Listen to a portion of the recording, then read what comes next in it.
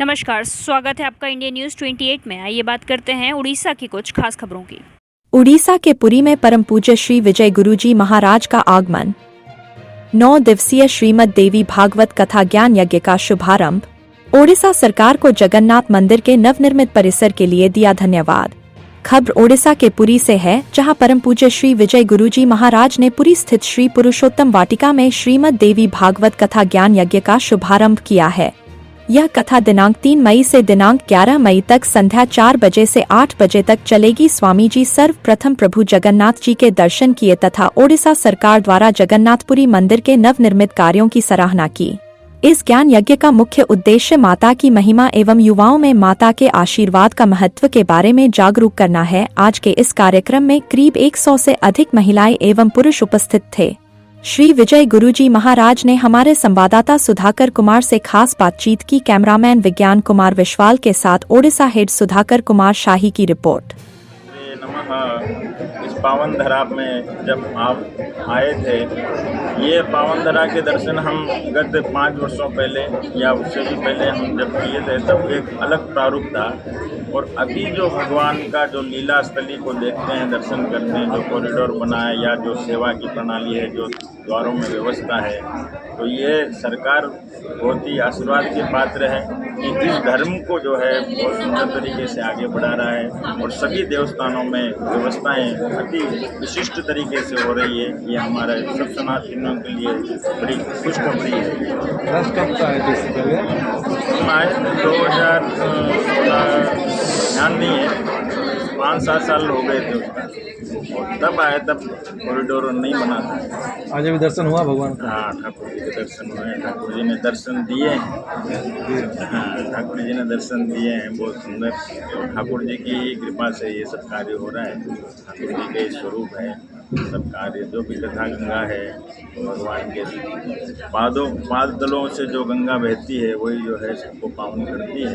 वैसी ये दिव्य गंगा जो है एक अलग स्वरूप जो शब्दावतार लेकर वाणी से जब प्रस्तुत होगी, वेद व्यास जी की वाणी से, तो सबका मंगल करेगी। इस बार जो पुरी का विजिट हो रहा है, क्या उद्देश्य क्या है इसका उद्देश्य ये है कि हमको हमारे जीवन में हम इतने भ्रमित हैं कि हम इतने भगवान के बनाए हुए ऐसी कृपा पात्र की हमको जब मानव तन मिला है, देखते हैं कि लोग बड़े भ्रमित हैं।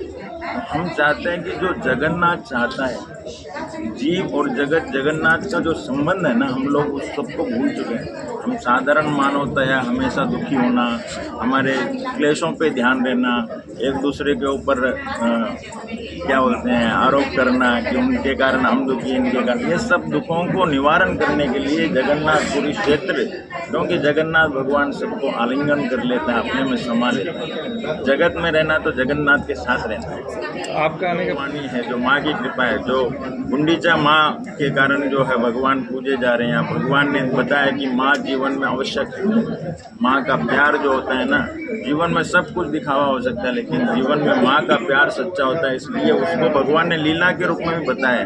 उसी लीला को जो है इस कथा के माध्यम से, जो गोपनीयता है भगवती की, जो आह्लादता है, जो प्रसन्नता है, जो मानव के अंदर छुपी हुई है, जो कुंडलिनी शक्ति जो सुसुप्त अवस्था में, उसको जागृत करने के लिए भगवान की ये इच्छा की हमारी कि हम यहाँ जगन्नाथपुरी में करें, और सभी हमारे यजमानों के साथ में खूब धूमधाम से ये प्रारंभ हो रहा है। इसी के 9 दिनों तक ये चलेगा। जी 13 तारीख को समाप्त होगा।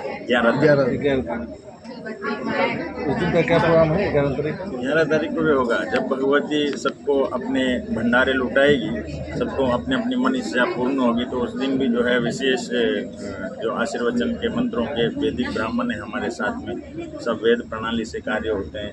एक एक अक्षर जो 18,000 अक्षर सब मंत्र है, इसमें श्लोक है, देवी भागवत में उस सबका पारायण होता है, और 9 दुर्गा सप्तशती के 120 संस्कृत पाठ होते हैं। उन सब का जो फल है एकत्रित होगा एक कलश में।